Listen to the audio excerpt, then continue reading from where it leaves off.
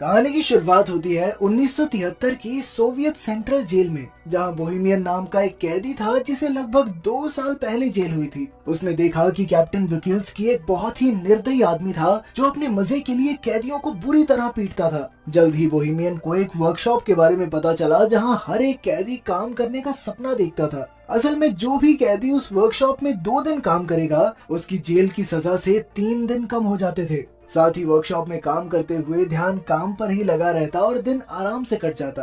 फिर एक दिन वार्डन ने बोहेमियन को अपने ऑफिस में बुलाया और उसे अपनी सजा कम करवाने का एक मौका दिया। वो चाहता था कि बोहेमियन एक ऐसी टीम तैयार करे जो वर्कशॉप में काम करके वहाँ की प्रोडक्टिविटी को डबल कर दे। साथ ही उसने कहा कि अगर उसकी टीम 2 गुना काम करने में कामयाब रही तो 1 साल में बोहेमियन को रिहा कर दिया जाएगा। वार्डन ने कहा कि वो अपनी पसंद के किसी भी कैदी को चुनकर टीम बना सकता है, पर जब बोहेमियन ने कहा कि वो हैचेट नाम के कैदी को चुनना चाहता है तो वार्डन ने इसके लिए साफ इनकार कर दिया। असल में हैचेट काफी खतरनाक कातिल था जिसने 2 लोगों को बेरहमी से मार डाला था। लेकिन जब बोहेमियन ने कहा कि वो बहुत मेहनती है, वो जरूरी है टीम के लिए, तो फिर वार्डन उसकी बात मान ही गया। आखिरकार बोहेमियन ने अपनी टीम बनाई जिसमें हैचेट, नीडल, बूढ़ा मास्टर और क्रेसी नाम के कैदी शामिल थे।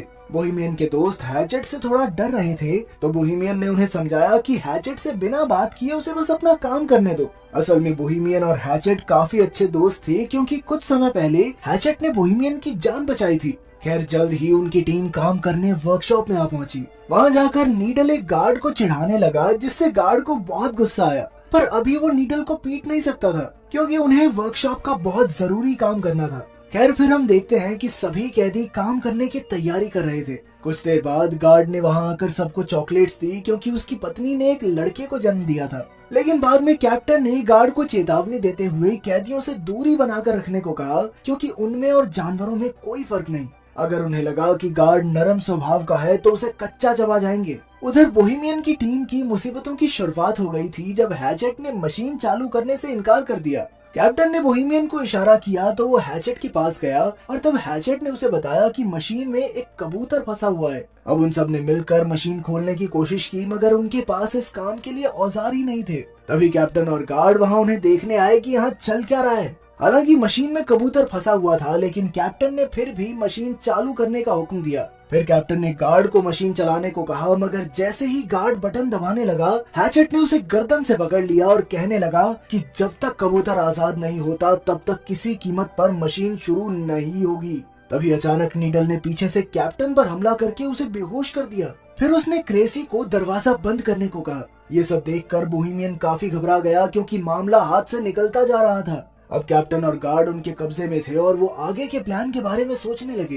बोहेमियन ने कहा कि वो पुलिस को फोन करके सब कुछ सच बता देगा, पर हैचेट ने उसे धमकाकर कहा कि अगर उसने ऐसा कुछ किया ना तो वो कैप्टन को मार डालेंगे। जिस पर कैप्टन ने गुस्से में कहा कि उनमें से कोई भी जिंदा नहीं बचेगा, जिससे वो सभी काफी डर गए। फिर बोहेमियन ने कहा कि उन्हें कैप्टन और गार्ड को छोड़कर फिर से काम पर लग जाना चाहिए। मास्टर और क्रेसी भी बोहेमियन की बात से सहमत थे, पर नीडल जानता था कि अगर उसने कैप्टन को छोड़ दिया तो वो अपनी जान से हाथ धो बैठेगा। फिर बोहेमियन ने हैचेट से गार्ड को छुड़वाने की कोशिश की, लेकिन हैचेट ने कहा कि जब तक वो कबूतर आजाद नहीं होता तब तक काम शुरू नहीं होगा, मतलब नहीं होगा। अब बोहेमियन ने फिर से मशीन खोलने की कोशिश की, मगर वो नाकामयाब रहा। तब हैचेट ने कहा कि अगर ये कबूतर मारा गया ना तो मैं इस गार्ड को भी मार दूंगा। ये सुनकर कैप्टन हंसकर कहने लगा कि हैचेट एक छोटे से पक्षी के लिए इतना हंगामा क्यों कर रहा है।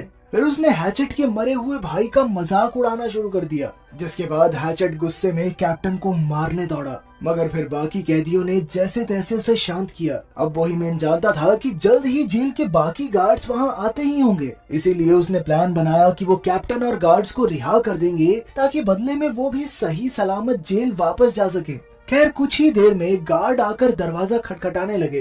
तभी कैप्टन ने चिल्लाकर उन्हें सारा हाल बता दिया। बोहेमियन ने दरवाजे पर जाकर अपनी बात कही, पर तभी गार्ड्स बाहर से दरवाजे को खोलने लगे। फिर एक गार्ड गाड़ी में बैठकर बाकी गार्ड्स को बुलाने चला गया। उधर बूढ़े मास्टर ने कहा कि वो बाहर जाकर गार्ड से बात करेगा। फिर वो हाथ खड़े करके दरवाजे से बाहर निकला तो एक गार्ड ने उस पर बंदूक तान दी। फिर अचानक उस गार्ड ने बिना किसी बात के ही गोली चला दी, जिससे मास्टर की मौके पर ही मौत हो गई। जब बोहेमियन और उसके साथियों को इसका पता चला तो बोहेमियन ने गुस्से में कंट्रोल यूनिट ही तोड़ डाला, जिससे दरवाजा फिर से बंद हो गया। फिर कुछ समय बाद जेल वार्डन और एम्बुलेंस वहाँ पहुँच गई।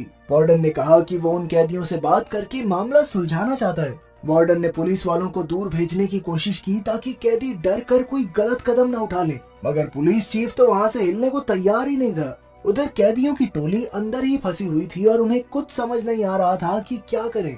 फिर बोहेमियन ने कैप्टन को पानी पिलाया और कहा कि उन्हें दरवाजा खोलकर खुद को पुलिस के हवाले कर देना चाहिए, पर क्रेसी ने कहा कि उन सब का भी वही हाल होगा जो बूढ़े मास्टर का हुआ। तभी हैचेट ने भी धमकी देते हुए कहा कि अगर उनमें से किसी ने भी दरवाजा खोला तो वो गार्ड और कैप्टन को जान से मार देगा, फिर अपना अपना देख लेना तुम लोग। आखिरकार सबको समझ आ गया कि अगर उन्हें इस मुसीबत से जिंदा बचना है तो उन्हें उस कबूतर को जिंदा बाहर निकालना होगा। इधर पुलिस चीफ ने वार्डन से कहा कि उसे 1 घंटा दिया जाता है, उतने में मामला सुलझाना होगा, वरना भी पुलिस को जबरदस्ती अंदर घुसना ही पड़ेगा। तब वार्डन ने एक माइक्रोफोन के जरिए कैदियों से बात की और उनसे कहा कि भाई देखो, कैप्टन और गार्ड को छोड़ दो, इसी में तुम्हारी भलाई है। वार्डन ने उन्हें विश्वास दिलाने की कोशिश की कि उन्हें कुछ भी नहीं किया जाएगा और इस हरकत को बस एक गलती मानकर भुला देंगे। तब बोहेमियन ने एक बार फिर से मशीन खोलने की कोशिश करने की सोची और साथ ही उसने कैप्टन से चाबी लेकर हैचेट को जंजीरों से रिहा कर दिया। जब नीडल ने इसका विरोध किया तो बोहेमियन ने कहा कि वो कबूतर को आजाद करके ही दरवाजा खोलकर खुद को पुलिस के हवाले करेंगे। इस बात से नीडल और बोहेमियन के बीच हाथापाई शुरू हो गई। नीडल एक औजार से बोहेमियन की जान लेने ही वाला था कि हैचेट ने उसे पीछे से उठाकर दीवार पर दे मारा। इसके बाद वो सब मशीन खोलने में जुट गए। फिर हैचेट ने अपनी बाजुओं के जोर से कुछ ही देर में ढक्कन खोल दिया, लेकिन अब भी एक और परत उतारनी बाकी थी। उन्होंने देखा कि कबूतर अब भी जिंदा था। तब बोहेमियन ने हैचेट से पूछा कि वो एक कबूतर को बचाने के लिए इतना जोर क्यों दे रहा है। फिर हैचेट ने उसे बताया कि उसे हर रोज डरावने सपने आते हैं जिसमें उसे कब्र में जिंदा दफना दिया जाता है। वो बुरी तरह चिल्लाता है, मगर अंत में वहीं दम घुटने की वजह से उसकी मौत हो जाती है। अब वो इस कबूतर में खुद को देख रहा था और उसे न जाने क्यों लगता था कि अगर ये कबूतर बच गया तो शायद वो भी बच जाएगा, उसके भी ये बुरे सपने बंद हो जाएंगे। खैर, फिर बोहेमियन ने मशीन खोलने में गार्ड की मदद मांगी तो उसने कहा कि पहले उन्हें कैप्टन को रिहा कर देना चाहिए ताकि कैप्टन बाहर जाकर पुलिस को सब कुछ बता सके, मगर नीडल उसे छोड़ने के लिए हरगिज राजी नहीं था और फिर अचानक उसने कैप्टन पर लकड़ी से वार कर दिया। बोहेमियन ने गार्ड को समझाया कि भाई देख, अगर हमने इसको कैप्टन को छोड़ दिया ना तो हमारे साथ तू भी मारा जाएगा, क्योंकि सिर्फ तुझे बचाने के लिए गोलियों का इस्तेमाल खारिज तो नहीं करेगी सरकार। फिर बोहेमियन ने गार्ड को भी जंजीरों से बांधने की धमकी दी तो वो मदद करने के लिए राजी हो गया। वहीं बाहर पुलिस, कैप्टन और वार्डन ये सोच रहे थे कि इस मामले को कैसे सुलझाया जाए। वार्डन को यकीन था कि कैप्टन और गार्ड अब भी जिंदा हैं। इधर वर्कशॉप में क्रेसी और गार्ड दूसरे कमरे से एक औजार लेने गए। क्रेसी ने कहा कि हैचेट शुरू से ही बुरा आदमी नहीं था, पर एक रात ने उसकी पूरी जिंदगी तबाह करके रख दी। उस रात हैचेट के भाई की शादी थी और उसने बहुत ज्यादा शराब पी ली थी। जब हैचेट के भाई ने उसे रुकने को कहा तो नशे में हैचेट ने अपने भाई को ही मार डाला। जब उसके पिता ने उसे रोकने की कोशिश की तो हैचेट ने उनकी भी जान ले ली। कुछ देर बाद जब उसे होश आया तो उसने पछतावे में खुद को पुलिस के हवाले कर दिया। खैर, फिर सभी कैदी मशीन खोलने की कोशिश में जुट गए। तभी बाहर से वार्डन ने बोहेमियन को बात करने के लिए दरवाजे पर बुलाया। असल में उनकी मोहलत का 1 घंटा बीत चुका था, मगर बोहेमियन ने कहा कि उन्हें कबूतर को जिंदा बाहर निकालने के लिए 1 घंटे का समय तो और लगेगा। फिर वार्डन ने अंदर बंधे हुए कैप्टन से बात की तो उसने कहा कि यहाँ तो कोई कबूतर है ही नहीं और ये कैदी तो बस भागने का मौका ढूंढ रहे हैं। खैर, फिर वार्डन ने कहा कि उनके पास कैप्टन और गार्ड को रिहा करने के लिए 60 मिनट और हैं। फिर वार्डन ने बोहेमियन को याद दिलाया कि भाई क्यों पंगा ले रहा है अपनी जिंदगी के साथ, तुझे कहा तो था कि वर्कशॉप का काम पूरा होने पे 1 साल के अंदर रिहा कर देंगे तुझे। लेकिन जब बाकी कैदियों ने ये बात सुनी तो उन्हें बहुत गुस्सा आया, क्योंकि इसका मतलब ये था कि बोहेमियन ने उन्हें अपने फायदे के लिए इस्तेमाल किया था। ये देखकर कैप्टन तो जोर जोर से हंसने लगा और बोहेमियन ने उसे मुक्का मार दिया। फिर वो कैप्टन को रिहा करने लगा तो नीडल ने उसका विरोध किया। तब बोहेमियन ने कहा कि वो सिर्फ कैप्टन को रिहा करेंगे और गार्ड को बंदी बनाकर रखेंगे। फिर जब बोहेमियन कैप्टन को लेकर बाहर आया तो अचानक पुलिस चीफ ने उन पर गोलियां चला दी।